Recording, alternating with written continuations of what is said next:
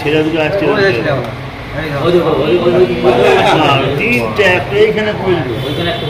আবার হাতটা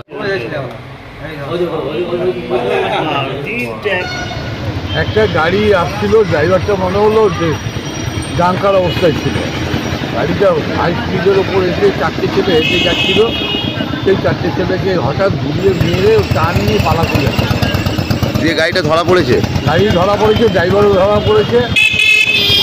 3 দিনকে হসপিটালে নিয়ে যাওয়া হয়েছে, আর ওই অটোর লোকেরাই নিয়ে গেছে।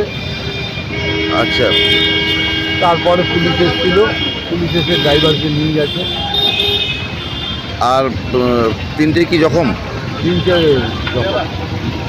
ছিল 4 জন, তার মধ্যে 3 জন জখম, গুরুতর জখম তো? হ্যাঁ, 3 জনের অবস্থা তো সিরিয়াসই মনে হতো, দেখেই যা বুঝলাম। আপনি তাহলে প্রত্যক্ষদর্শী ছিলেন, দেখেছেন? হ্যাঁ। আপনার নাম?